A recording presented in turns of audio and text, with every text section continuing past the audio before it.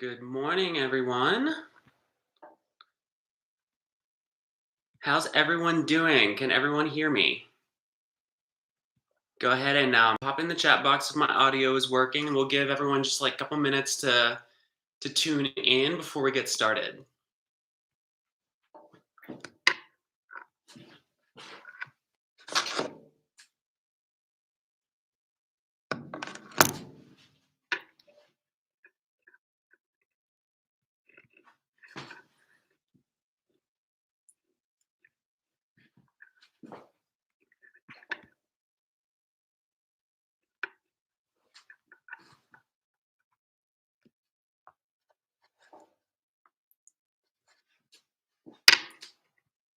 All right, guys.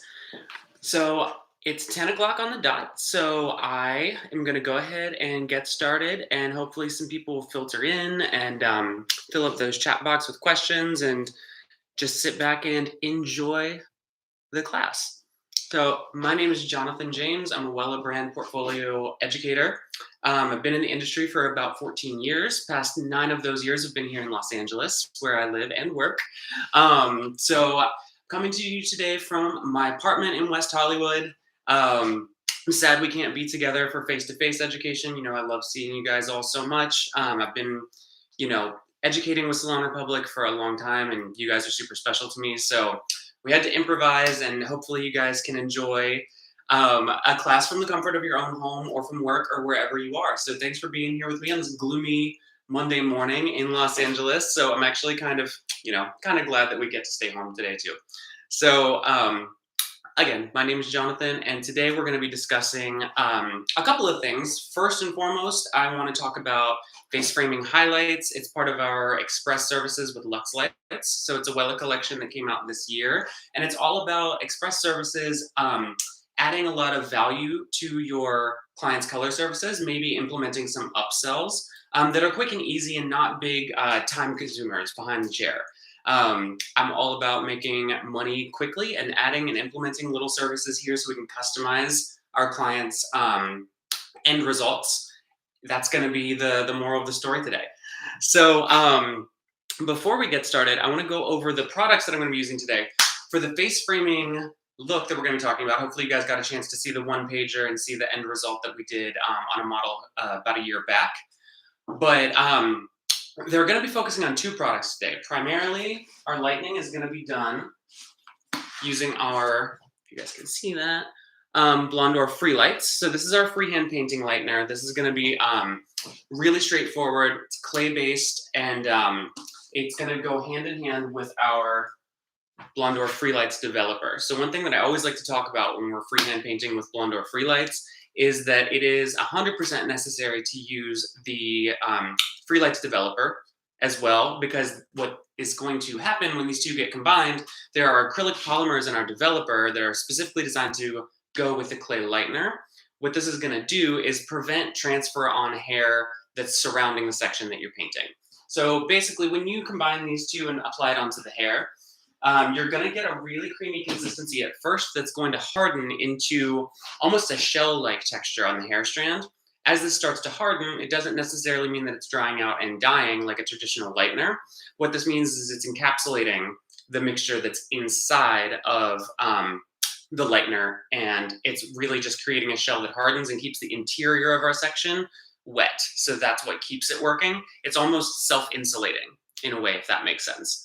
And if any of you guys have questions while I'm talking, or if any of you guys are newer to Wella and want me to explain a little bit more about any of the way our color works, feel free to hit me up in the chat box, and I'll stop periodically to kind of check that and make sure everyone's on the same page and up to the same speed. So we're going to be doing our lightener with free lights by Blondor, and then we are going to be doing some glossing with Coleston Perfect. So Coleston Perfect, for those of you guys that don't know, it's upside down.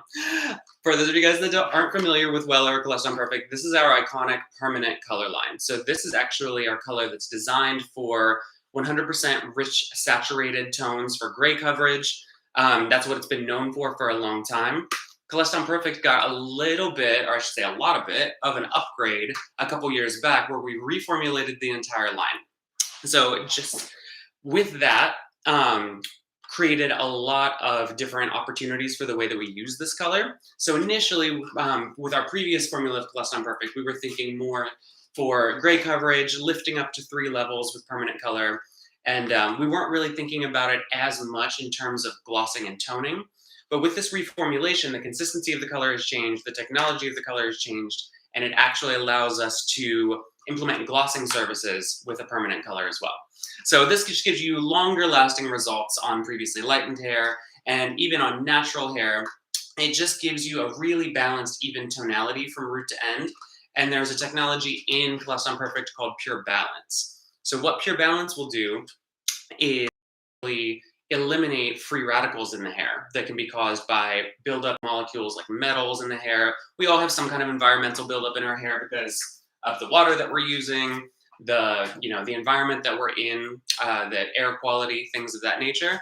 So what can happen when you're pulling an oxidative color through hair that has that metallic buildup on it, which we all have in some capacity, the longer the hair and the more porous the hair, those metallic molecules are more present.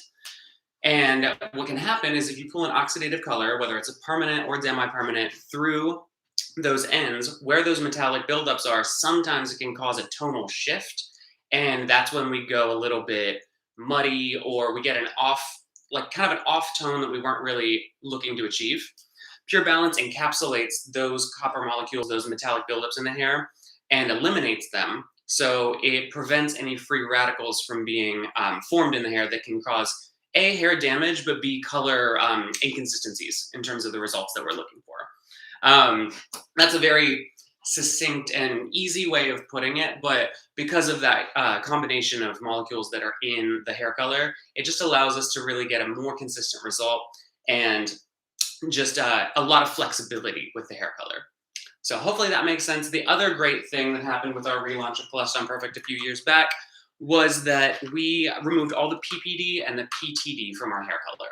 So for my hair nerds out there, those are the ingredients those are the molecules that really create the color in a lot of browns, specifically at darker levels. So we've used those a long time in a lot of hair color lines for gray coverage and depth.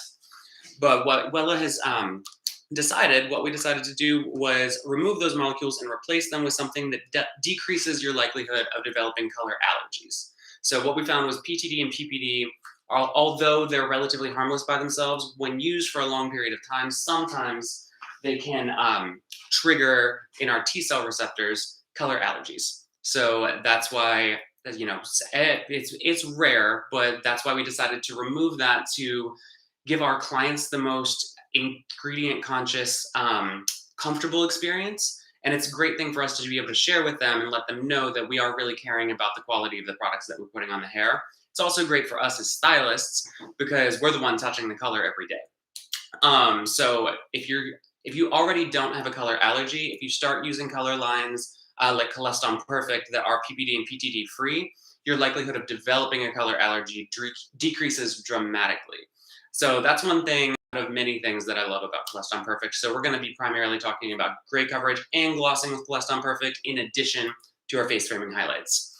So on top of that, at the very end of the class today, I know we don't have a lot of time, but I also wanted to talk about our new Color Fresh masks, which are color depositing deep treatments that we can use in the salon or retail to our clients at home to maintain their color or experiment with new colors. So with that being said, again, feel free to use the chat box. Eloisa said hello. Hello, Eloisa. Thank you for joining us. I'm going to dive right into it by showing you guys the end result that we're looking for today. So I'm going to pull over my lovely pre-done model, Erica. Hopefully, it's a little cloudy outside. My lighting isn't as ideal as I would like it to be, but hopefully you guys can see the dimension of the face frame here. So what this was specifically by the book for our color formulations for this look. All it is free lights around the face. And I'll show you guys the placement and the application and the variations that you can use for the free lights around the face. Looking for looks that can range from subtle to dramatic depending on our application, saturation, and timing, and choice of developer. Everything else that you see behind the highlights, sorry, I'm strangling her here. Everything you see behind the highlights, this was a level 6 doll head, and we glossed her with 6-stroke 7-4 with Wella Celeston Perfect. So that's the shade that I have here. 6-stroke 7-4 is going to be a level 6 brown red, and that was done in a 1:1:1 ratio with our Color Touch 1.9 developer. 1.9%, that's going to be a 6 volume. So one part of our color, one part of our 6 volume developer, and one part of our Wella post-service color treatment. So what the post-color service treatment, the way that we've used this for years, is to shut down color oxidation in the hair. And it's usually used at the end of a color service once the color has been removed to bring the hair back to a normal pH and stop any color oxidation from residual molecules in the hair. What happens when we mix this with the color in a 1:1:1 ratio with the color and developer, it gives you just a really sheer, gentle tonal result that's less likely to shift the natural hair if you're working on natural hair. And it's a great way of just giving like a kiss of tone. That's why even at a level 6 brown red, you're not getting the reflect of a true copper, or it's almost just like the subtlest, like the most subtle kind of auburn tone. What you can do is obviously customize that based on whatever tones you choose to work with. But for this look, we wanted to showcase the rich results of the 6-stroke 7-4 everywhere behind our face framing highlights. What we used to gloss the face framing highlights was Celeston Perfect as well, and that's going to be our shade 9-stroke 7-3. So that's a level 9 brown gold. What we did with that was mix it in a 1:2 ratio with our Willoxon Pastel Developer. This is going to be a 6 volume as well. So that was just in a 1:2 ratio for up to 10 minutes, just to give you really sheer tonal results, but with a permanent color that is going to give you the benefit of the Pure Balance technology that we have and eliminate any free radicals in the hair. So this is the end result that we're looking for. The image that is shared on the one pager for you guys when we're talking about this class is a bit more bold and vibrant and intense. I chose to go with a more subtle option for our model here because that's typically my taste behind the chair. It's just a little bit more subtle. I think it's a little bit more luxe and wearable. But I'm going to show you guys the difference in how I would apply it on one side of the head for more intense results. And on the opposite side of the head, I'm going to show you guys how I would apply for more subtle blended results like this. So hopefully that sounds good. I'm going to get rid of Erica for right now and bring back another Erica.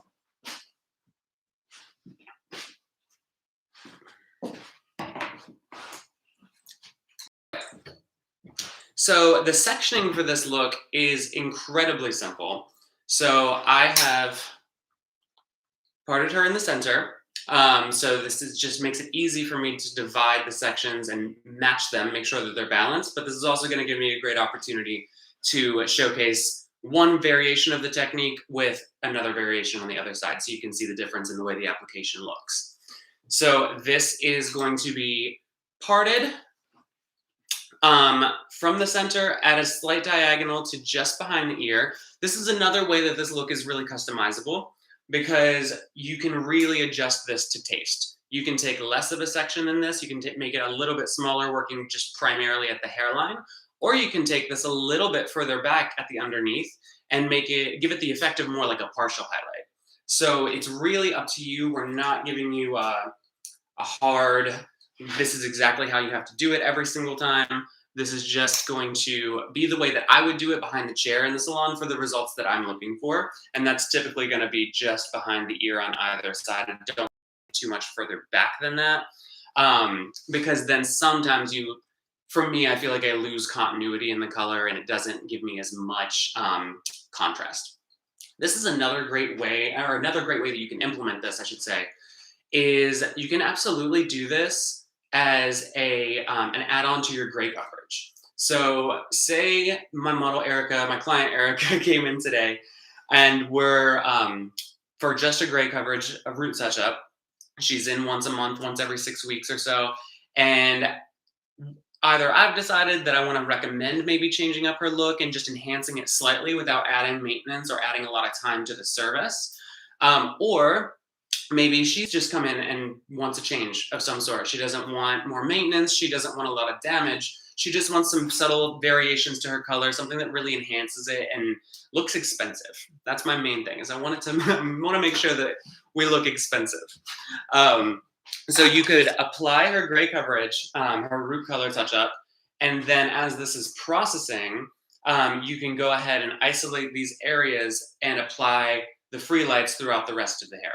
The only thing that you've got to make sure of when you're doing that is if there's overlap on where we apply the lightener um, to the base color formula where the gray coverage is, sometimes that can give you some unwanted lift.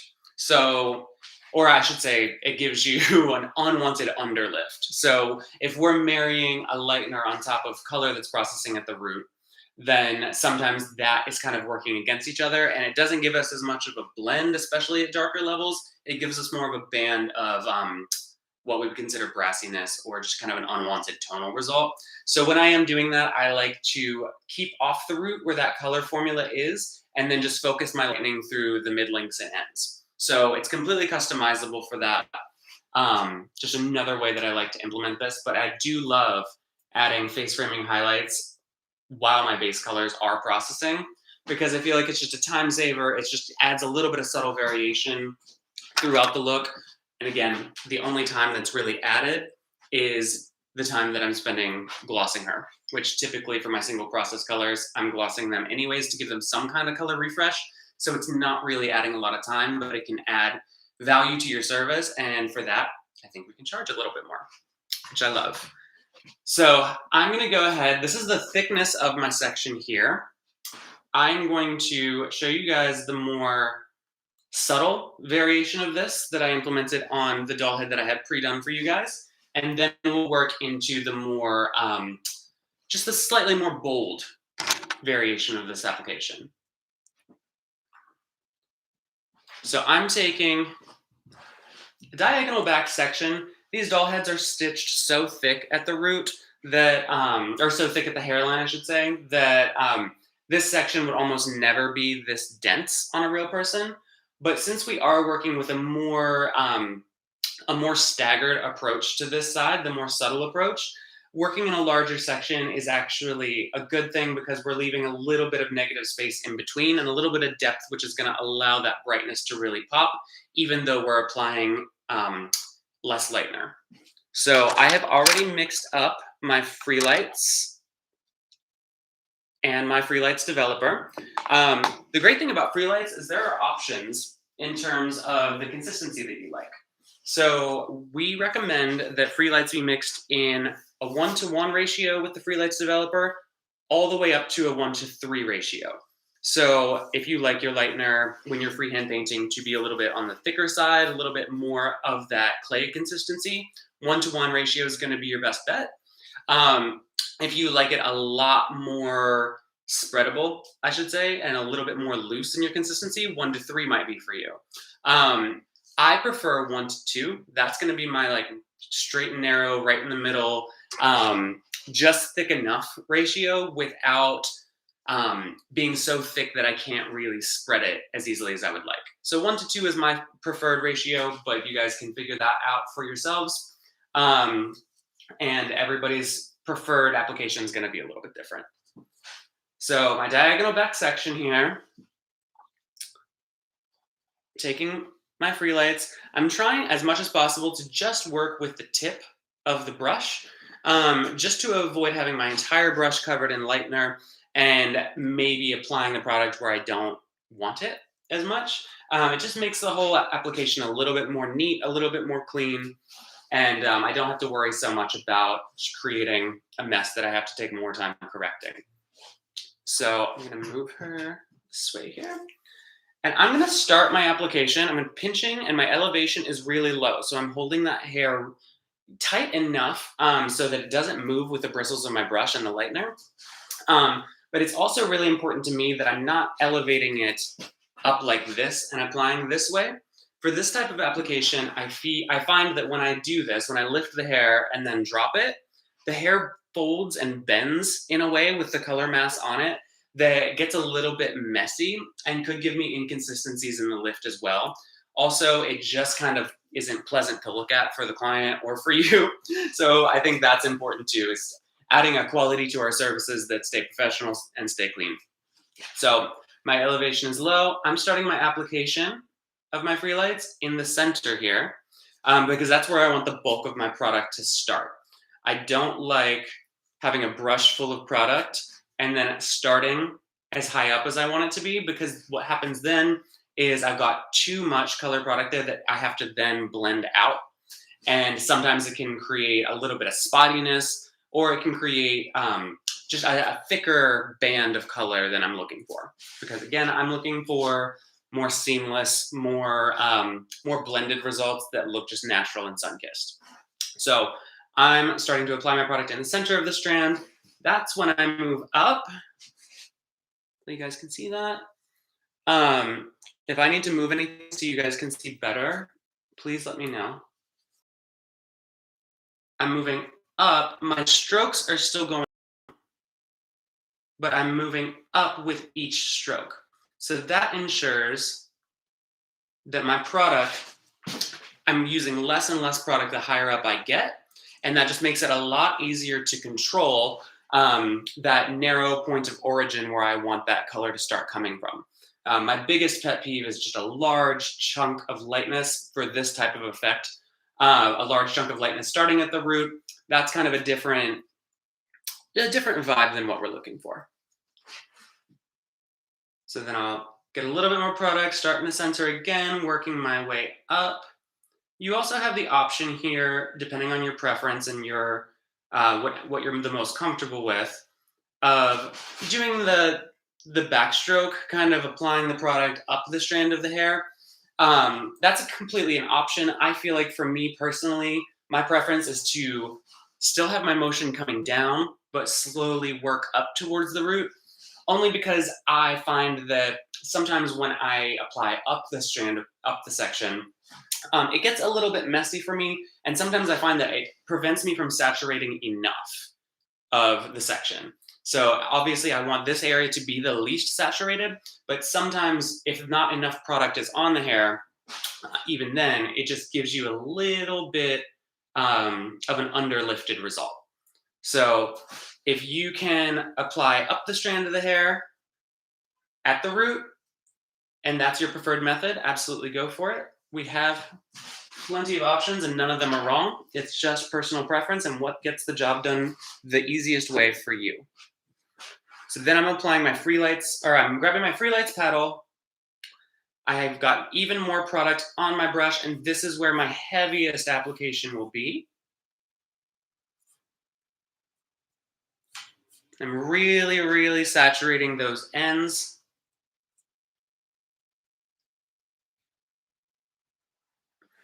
And this is going to give me just a little bit of lightness coming higher up around the face into more saturated throughout here. Something that I think is really important to take into consideration as well is what area of the face are we really trying to enhance with this, right? So for her, if I'm using my imagination here, I usually like to start the heavier saturation of lightness through around the cheekbone area or between the cheek and the jaw. I feel like this opens up the face a little bit more, and it's just really, really complementary to a lot of face shapes. But I think it's something that's important to take into consideration, when we're looking at our client's face shape and customizing it so that we're not doing the same thing on everyone, because no two faces are identical. So I think when we're working on humans and not doll heads, something that we should take into consideration that our clients really appreciate, and that separates us from the hairdresser down the street, right? We're giving them an experience that they can't get anywhere else. So taking another section on top, still with my diagonal backs. I'll twist her and show you guys. Still with my diagonal backs here. About a 1-inch depth to these sections. So still working in pretty large sections throughout the head. But what I'm going to do with her is split this in half and leave that area behind it out. So this ensures that I have a little bit more of a subtle, more nuanced result because I'm splitting that hair and allowing it there to be some contrast between the colors. Applying this the exact same way here.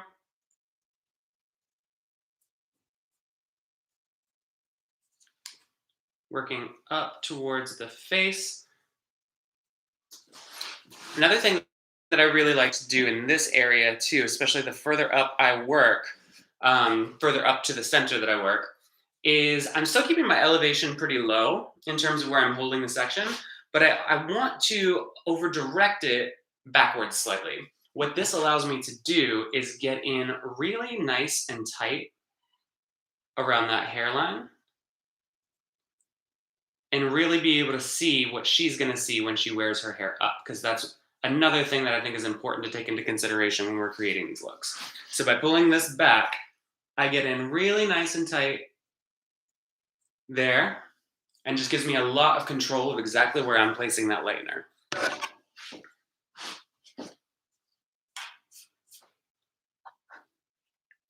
And then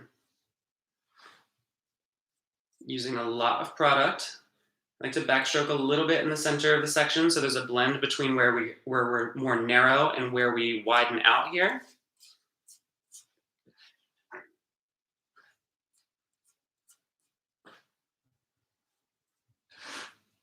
And I'm not focusing a ton on saturating the underneath of this section. There's a little bit towards the bottom where I want the most brightness, but I'm not focusing a lot on really saturating both sides. I'm going to do that more on the opposite side when we get into the more intense tonal result.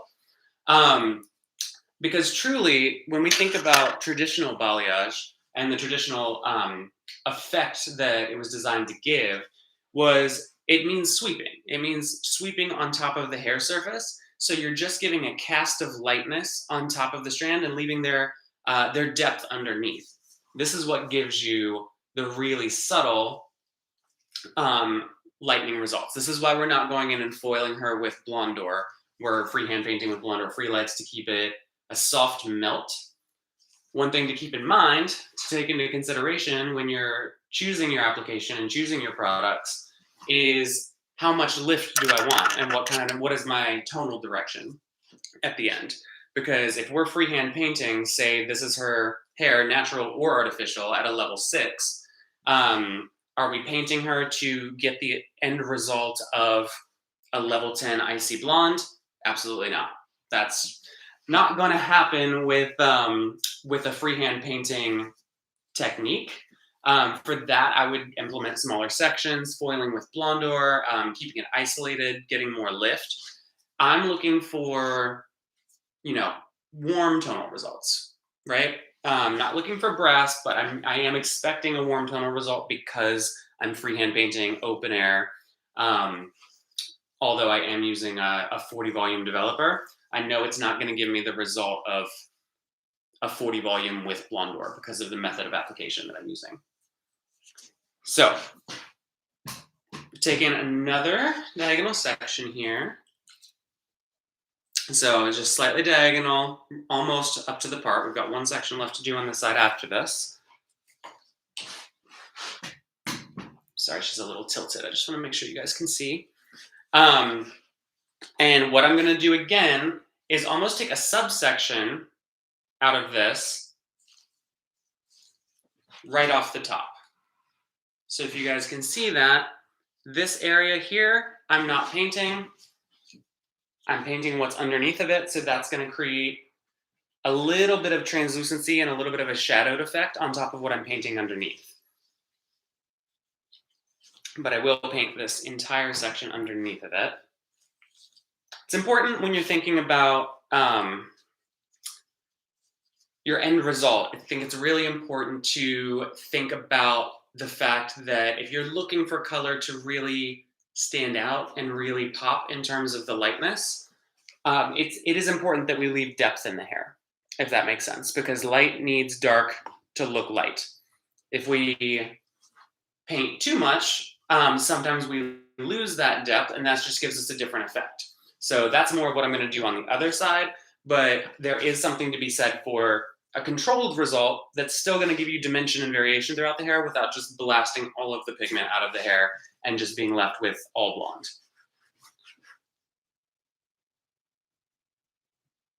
So still starting in the middle here, and this section, because of the way that I've sectioned it,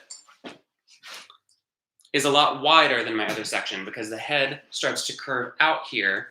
So it is important to me to paint that entire section because that's going to lay over everything else. And since this is such a quick, easy technique, I think this gives me a little bit of a stronger impact, if that makes sense. So using a lot of product too, that's the other thing that I think is super vital here, is making sure that you're not undersaturating any areas of hair. So obviously I'm saturating a little bit less up towards the hairline here. But I do want to make sure that that hair is still coated in product, even though I'm only coating one side and not the underneath as much.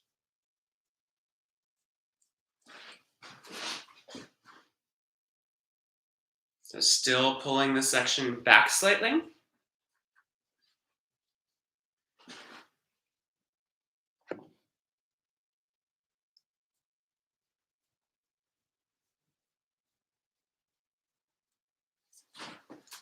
And then taking my free lights paddle and heavily saturating those ends.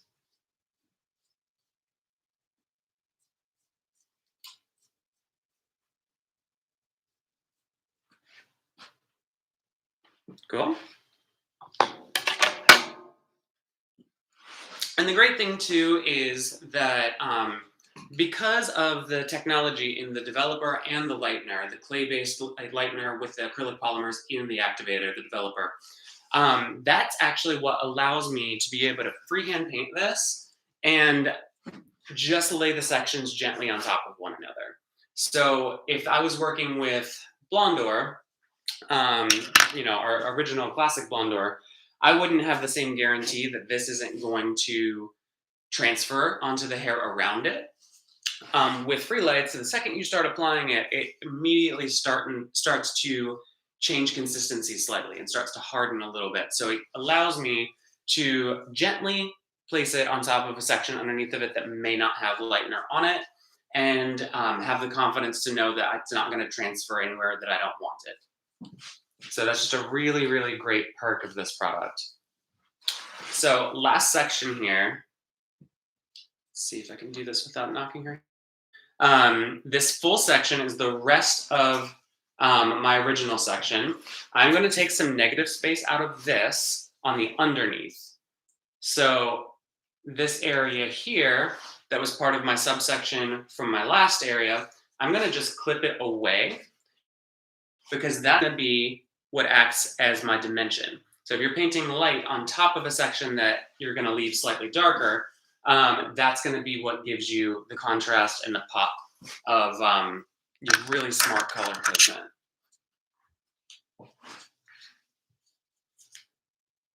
So I just clip that section back out of the way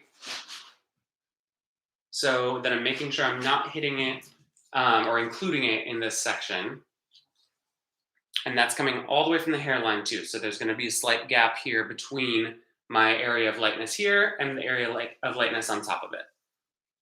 Again, that's going to ensure that we have maximum amount of dimension.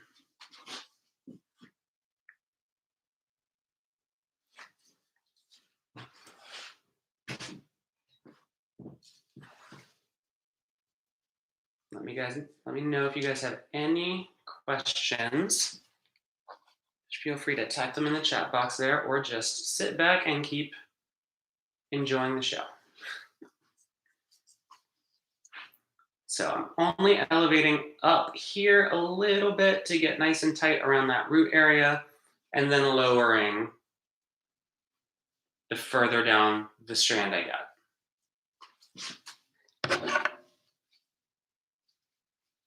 And that just keeps my sections nice and clean.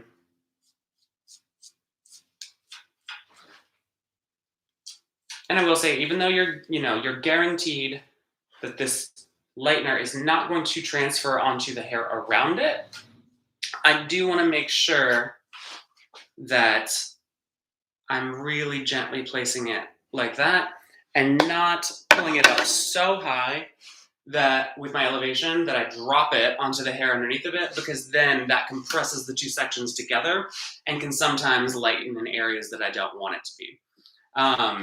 So you just want to be conscious of how you're manipulating that.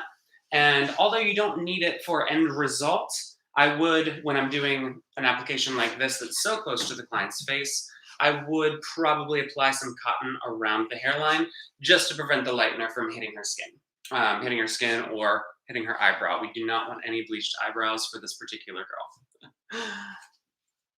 All right. So now I'm going to show you guys the more, I guess I should say, the more intense approach of this color application. Still not very time consuming, but just a little bit more higher impact in terms of the blonde result. So this actually leaves less dimension to the hair around the face, but more brightness. So it's just depending on what your client is looking for and depending on the end result that you're looking for. And that way you guys will see the difference from side to side in terms of how it looks as it's processing. So the sectioning is going to be the same, or very similar, I should say. Still diagonal backs of about the same width, so about an inch.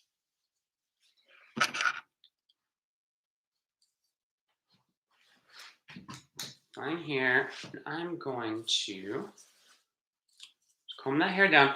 You can see, I don't know if it's picking up on the camera, but you can see she's got some, this doll head is fresh out of the box. She's got some little flyaways here. Sometimes you'll find this on clients as well that have a frizzier texture, or maybe, just have a lot of those little baby hairs that turn into flyaways. What I like to do for that, and I didn't bring this with me, but in terms of a real client, I like to have a little spray bottle on hand for this color application, for any freehand painting color applications, because you can just hit it once with a mist of water from high enough back. Just let the water land and just kind of contain those little hairs without diluting it or making it so wet that it's affecting the lightener. You don't want to wet the hair down, but the moisture in the hair will definitely make this a little bit more cooperative when you're looking to contain those little hairs. Sometimes that can interrupt the a lot and make it a little bit messy.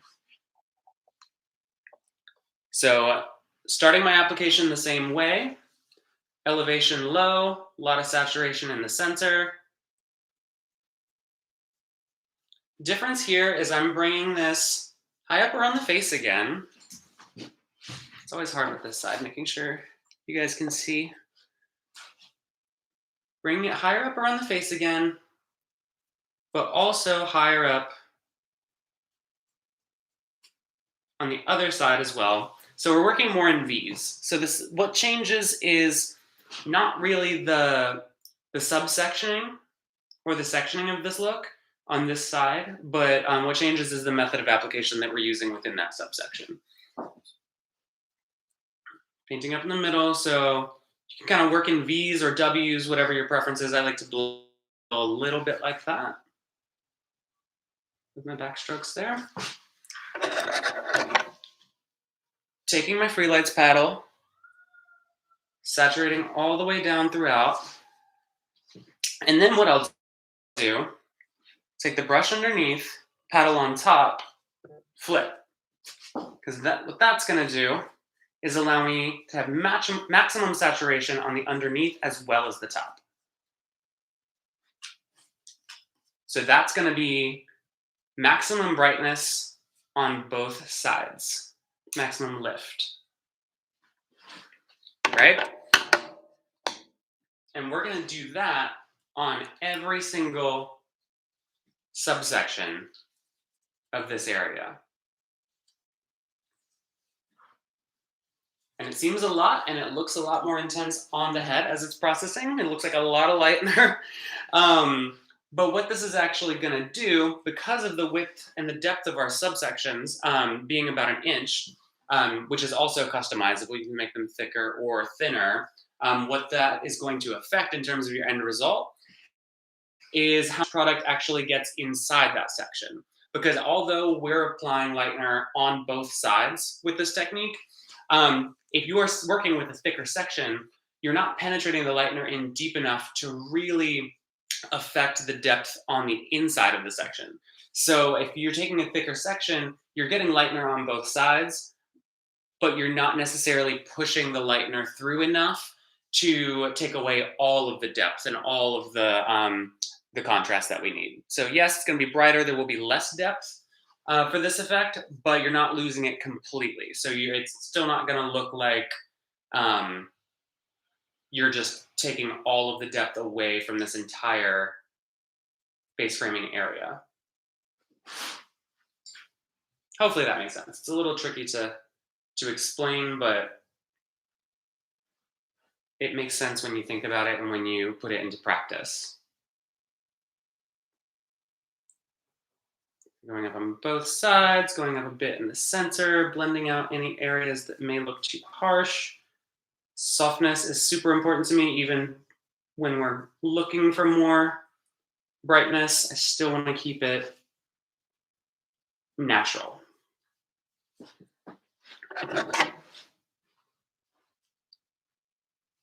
So placing this on my paddle.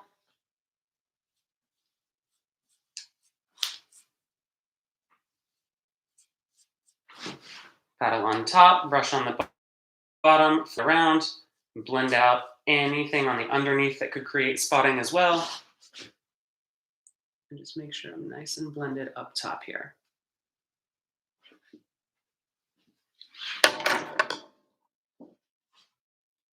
So you guys can see already with two sections how much more lightener we're using in these areas. So where the head rounds out here, getting closer to the top, your section is going to be wider, not necessarily thicker, but it will be wider because it's coming from top of the front hairline all the way to the back of wherever you've decided to cut off your section.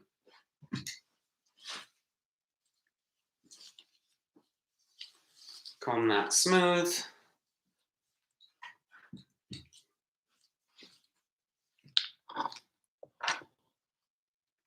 And then keep going at it. So you guys can see how time saving, well, I shouldn't say time saving, but it's not a big addition to the amount of time that you're already with your client. Obviously, I'm stopping to break down to you guys exactly what I'm doing and the thought process behind it. But if I'm just in the salon and adding this to a base color, this is not going to be hugely time consuming. So most of the time, even if it's a spur of the moment upsell decision, it's typically something that I will have time to achieve, even if it's something that maybe the client hadn't booked for previously.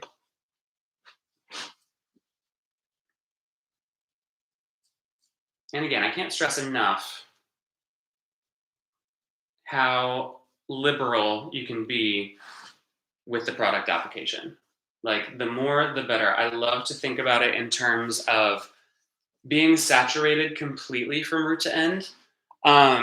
Even in the areas where you're blending up to the hairline that you want to keep a little bit more narrow, it's still important that yes, that area is thinner, but you're not seeing hair through it. That's kind of my my indicator, my rule of thumb when working with free lights is if I can see hair through any areas of the product, that could give me inconsistency in lift. It could give me spotting, and just doesn't guarantee the best results that I'm looking for.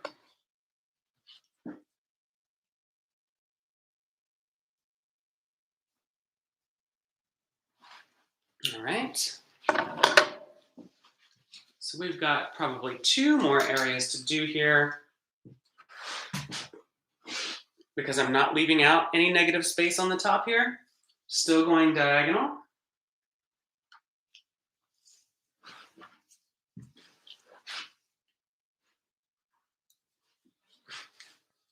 So this area, which I did not paint on the other side, this was the section that I skipped, this is going to get painted too. So again, this gives me a little bit of a higher contrast result, because the areas of depth that I was leaving on the other side are not left out on this side. They are included, welcomed to the party.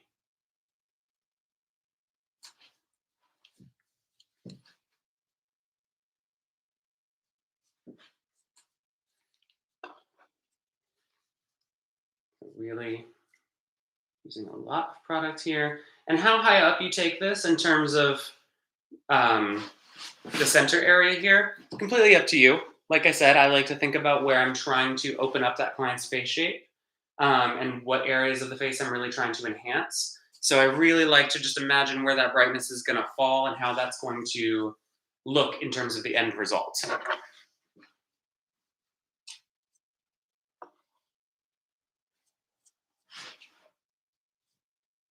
And while we're on the subject of free lights, and finishing up this application here,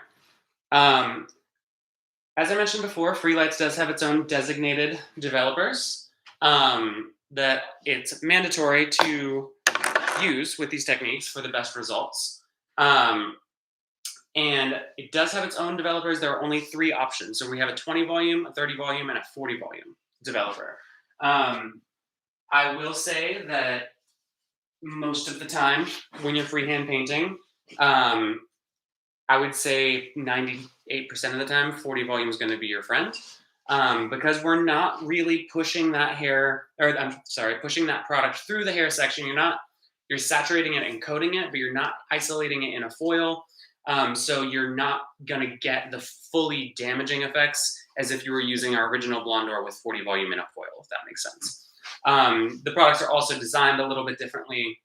So it's just designed to give you a gentler lift. There are more kind of buffering agents in the products that prevent it from being as damaging as it would be with a typical 40 volume and lightener. So this will be my last section on top here, and then I'll turn it around so you guys can see the difference.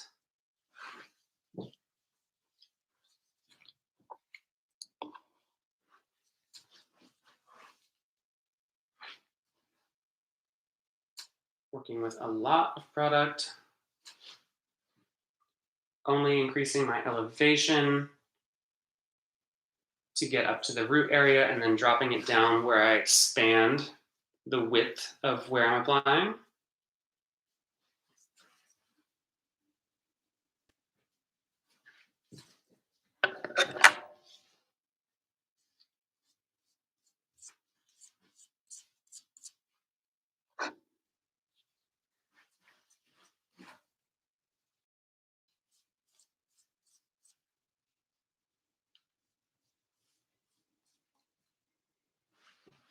There we go. Clean this up just a little bit. Okay, so now you can see the difference in how the application looks as it's processing. So again, on this side, I've got a lot more negative space in terms of depth and how high up I brought the color. Still brought it up high around the hairline, but didn't have the same width as I do on the opposite side, because again, I painted every section of this. So even though this looks a lot more intense and a lot more dramatic as it's processing, it will give you more brightness and more of an impact, but it's not going to eliminate all of the depth in your sections, because there is still negative space throughout there, even though we painted every section. Again, this is a good area to place cotton for your clients so that it lays more like that and not flat on their skin. Definitely don't want to be doing that for our clients, but hopefully this gives you guys a good visual in terms of different techniques that you can use to implement face framing highlights for your clients. Face framing doesn't have to just be for blondes either. I love to do this on I have a ton of level 6 gray coverage clients. I love to implement this technique on them as they're processing, even if I'm only aiming to get them to a level 7 or 8, right? Because I'm not leaving it on for a ton of time. It's processing as their base color is processing. I'm just looking for a warm tonal shift to enhance enhance their face shape, enhance their eye color, depending on the tonal direction that you want to go in. There are just a lot of different possibilities. And for this kind of thing, sometimes less is more. We don't have to spend a ton of time, but the result does give a transformative effect that still looks luxe and expensive, which is very luxurious. So if you guys have any questions, again, feel free to type them in the chat box, but I'll show you guys the end result again as well. Let me just grab her.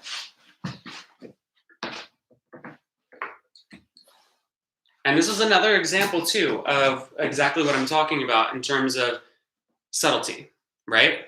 So this doesn't, even though all the sections were saturated with the lightener,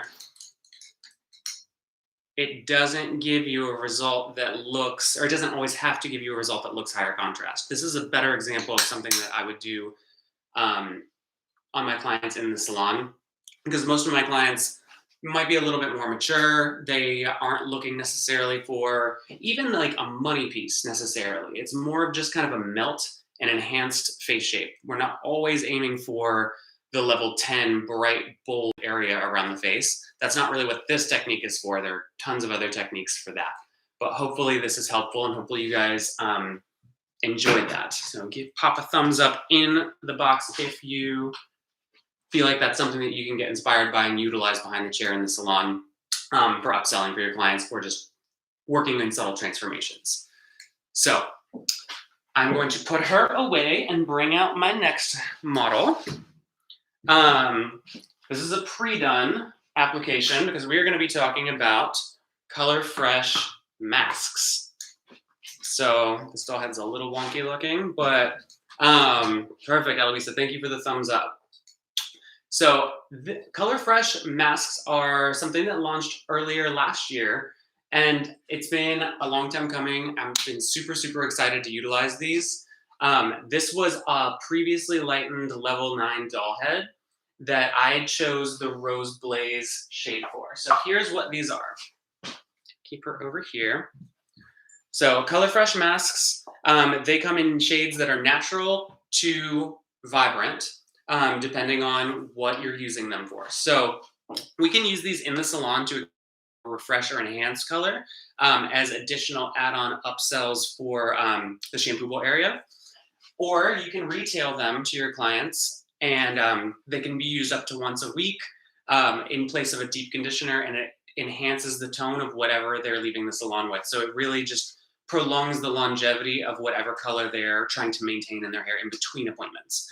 So they are first primarily a conditioning treatment. So we're not looking for, this isn't going to be a like manic panic direct dye situation. It's not going to be something that's going to give them long-term staining of the cuticle. They're designed to fade on tone, and they only last for a few shampoos for the intense shades. So that is going to give us the ability to not shoot ourselves in the foot by having to apply something that's going to be really hard to remove in the future, if that makes sense. I'm always wary of anything that's semi-permanent or that could possibly stain the cuticle on my blonde clients with our tones that are red or blue or pink. So I do like to make sure that it's something that can be easily removed and adjusted in the future. So the longevity really comes from how often they use the product and how long they're leaving it on the hair, but it has not ever become a problem for me to remove in the future. It typically washes out and fades naturally, but fades true to tone, which is super important to me. So the way that we use them is on shampoo, towel dried hair. This is how I would tell a client to use it at home as well. Shampoo, towel dried hair, you're going to apply, saturate from root to end. You can be really liberal with the amount that you use in here. And you leave it up for 10 minutes. Leave it on for up to 10 minutes. That's going to give you the most intense results. If you wash it off before that, or I'm sorry, if you rinse it out before that, it's going to give you maybe more of a faint result depending on the shade that you're using. So the longer you leave it on, the more intense your results will be. And I've had really, really great results with these. Again, this is the Rose Blaze color. So that's the shade that I have in my hand. This is a little bit of like a pearlized pink. So we have another pink shade that's more of a bubblegum. This is going to be a little bit more of a subtle kind of dusty rose color. So it leaves a little bit like a sheer kind of pink champagne tone on previously lightened hair. And you can even get creative, which is what I did, and give her a little root shadow with it by just changing the processing time. So applied at the root first for her, left that on for the full 10 minutes, and then pulled more of the rose blaze throughout her ends, left them for about 5 minutes. So I got more depth on the root because it was on for a longer time, and more sheer tonal results through the ends. So this is one of my favorite shades to use because it's just intense enough to make the client feel, like maybe a rosy tone for their highlights, because it's beautiful to add to a balayage or just really play around with fun tones without committing. But we also have a range of natural colors. So we have golden gloss. This is going to be great for hair that I would say is level 7 and up that's trying to maintain those warm golden tones in the hair. It's more like a honey. We have copper glow. So this is going to be a more natural copper, still very vibrant, but we all know those reds are kind of hard to maintain and wash out so frequently. This is a great product for my redheads to use in between appointments because I find that they really get a lot more longevity and don't feel like the red hollows out as much, if that makes sense. We have chocolate touch. This is going to be for your deep brunettes. This is going to be something that kind of keeps their hair a little bit on the cooler side, like our deeper brunettes that tend to fade a little bit, have like an unwanted warm tone to them, fade a little bit red maybe. This is going to neutralize that and give you really long-lasting chocolate results. So love this one for my brunettes that don't like to be on the warm side, if that makes sense. We also have pearl blonde, which is going to be your violet mask for your blondes. So it's just a really sheer violet tone that neutralizes any unwanted golds in the hair. And then we also have caramel glaze. That's going to be great for your balayage and your highlights as well that want to stay in that more level 7 range of that warm caramel honey tone. So I like to think, because we do have golden gloss and caramel glaze, I like to think about golden gloss as more of a sheer gold, and then caramel glaze a little bit of a deeper kind of honey tone, if that makes sense. So caramel glaze I would kind of put in a slightly deeper category than the golden gloss. So just something to consider when you're making recommendations for your clients. But I really recommend, if you get your hands on them, playing around with them either on yourself or your clients at the shampoo bowl that are kind of open to being experiments, because you'll have really, really good results with them, and the conditioning properties are amazing. Also really like the smell. So that's it for our natural shades. Rose Blaze is obviously not one of our natural shades. We also have the pink, the red, the blue. So those are almost like just very straightforward traditional colors. We also have, where did it go? Lilac Frost, which I think is a really interesting one. So the pearl blonde is going to be more for your like kind of anti-brass clients that just need a subtle like violet hue to their hair to counteract a neutralized tone. The Lilac Frost is actually going to be more of a lavender tone. So it's a little bit more intense when it comes out of the bottle. Neither one of them are going to make your hair, extreme. But the Lilac Frost, it can be used in 2 different ways. It can be used like a temporary semi-permanent lavender in the hair, like lilac tone. Or if someone has a lot of unwanted gold in the hair, if someone's got a really, really stubborn underlying pigment at those levels, the Lilac Frost can work to neutralize some of that as well. So again, something that you can play around and see the difference on your own when you get them in your hands. And I recommend playing with swatches, playing around with them on your own hair, and just have a lot of fun with them. The last color that I do not have here in the unnatural range would be mint, a really beautiful mint green that, again, is such a tricky color to achieve in terms of getting it to last and getting it to fade on tone and not have any like really unwanted kind of gnarly seafoam pigments in there as it fades. So the mint is great for your client to maintain their mint hair at home, or just to play around with tones in between services. So if someone just decides they want to have like a really soft kind of mint addition to their pre-lightened hair, their highlights, or their double process bleach and tone, it's great for that because, again, you're not going to run into any trouble removing it if there's any residual pigment left in the hair when they come in for the next appointment. So I always like to drive home the fact that these aren't do-it-yourself colors for our clients necessarily as much as they are just enhancing the longevity of their tone in between appointments, but still giving them a little bit of wiggle room and a little bit of liberty in terms of changing it up on their own without doing anything that's going to be an inconvenience or damaging to the hair in the future, if that makes sense. So again, just to kind of recap, for our face framing highlights, we talked about Blondor free lights.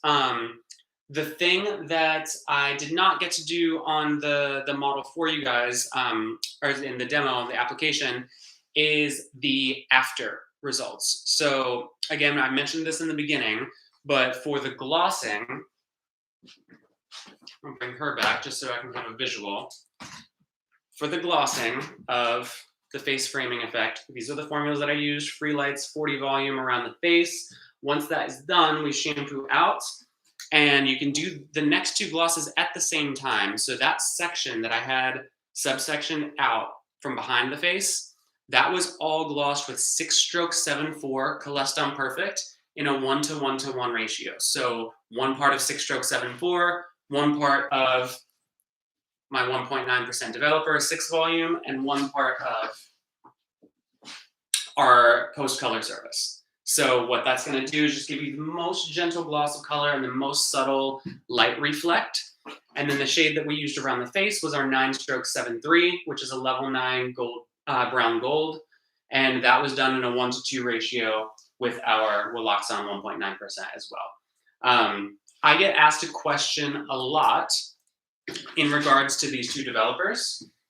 And hopefully this will clear this up for you guys. If you guys have had any questions or are just wondering now, what is the difference between my Color Touch 1.9% and my Willoxon Perfect Pastel 1.9%? They're both a 6 volume. The difference is this is designed for Color Touch, which is our demi-permanent color for glossing and gray blending, exclusively to be used with Color Touch, but now can also be used with Coleston Perfect as well in a 1:2 ratio to add a gloss to the hair and to really activate that pure balance technology that I was talking about before. Pastel does the exact same thing, but this is designed exclusively to be working with our permanent colors. So I would not use this with Color Touch because the chemistry is just slightly different. The way the chemistry is different is the Pastel developer contains phosphoric acid. So phosphoric acid is present in a lot of developers, but phosphoric acid in the Pastel is at a much higher ratio. What phosphoric acid does is neutralize 70% of the ammonia in the hair color. So when we're working on lighter levels, say glossing with a level 9 or 10 around the face, there are more ammonia in those levels. So on previously lightened hair, sometimes we don't need that ammonia content. So the reason there are more levels of ammonia in a level 9 and 10 in permanent color is because they're designed to be able to lift, right? So I'm not looking to lift, I'm looking to deposit on previously lightened hair. So this will neutralize, again, 70% of the ammonia in the hair. I'm sorry, 70% of ammonia in the color to make it gentle enough to be glossed on top of previously lightened hair without adding more damage. Does that make sense? So that's the best way that I can think to explain the difference between our Color Touch 1.9% and our Willoxon Perfect Pastel 1.9%. So they can be used interchangeably with Coleston Perfect, but again, just think about how much, how light is the hair that I'm putting it on, what is the tone that I'm using, and do I need the lifting power of the ammonia in the color, or can I lessen that, right?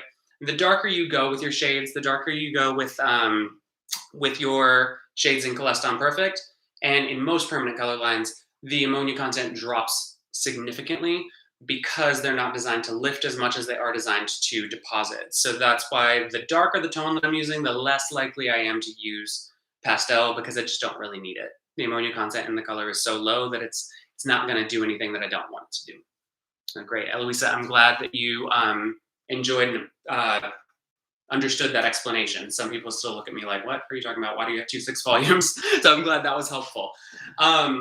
Do you guys have any other questions for me? I know we've kind of got through this pretty quickly, but it's such a straightforward, simple technique. And hopefully you guys got something out of it that you can use in your clients behind the chair and make it your own.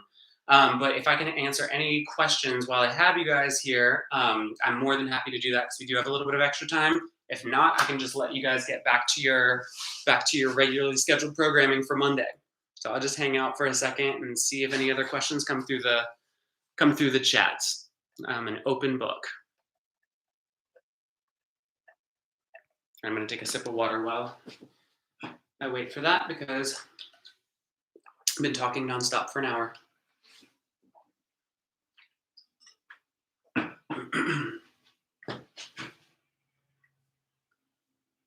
All right.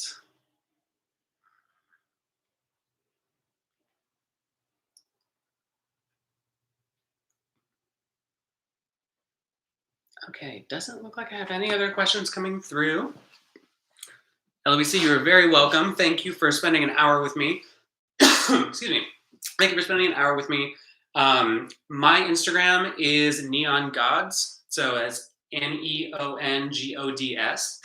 And that's a great way to reach me if you guys have any questions that come up after the class, or any questions that you think of in regards to Wella or hair in general that you think I can be an asset for. Please don't hesitate to follow me, DM me. I can't always get back right away because under normal circumstances, I'm traveling a lot.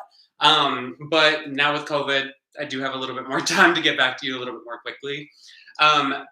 If you guys also don't have the Wella app, that's a really, really useful asset for any kind of color knowledge, whether you're new to Wella and just want to get into it, or if you're an experienced Wella user, experienced colorist, you'll find trends, product knowledge, technique videos. What is the word I'm looking for? The translation tables, if you're coming from another color line, to kind of make sure that you're equipped with the best amount of information that you can be if you want to go down the path of getting more into Wella if you're newer to it. So the Wella app is free. You just download it on your phone or your iPad. There's also a hotline, a chat box, where if you get stuck in the middle of something and you're like, I don't know what to do, or you have an ingredient question, you can always hit the chat box and a representative will get right back to you and be able to answer most of your questions, especially when it comes to formulation and ingredients in the products. So I really hope that's helpful. Hopefully we'll have the Wella studio in Calabasas back up and running soon, COVID willing. In the meantime, hopefully you guys all stay safe out there, stay healthy, stay busy as possible. And again, don't hesitate to reach out at Neon Gods if you guys need anything else at all. All right. Thank you so much for joining. I really appreciate your time, and hopefully see you guys face to face very soon. All right. Enjoy your day, guys. Thank you.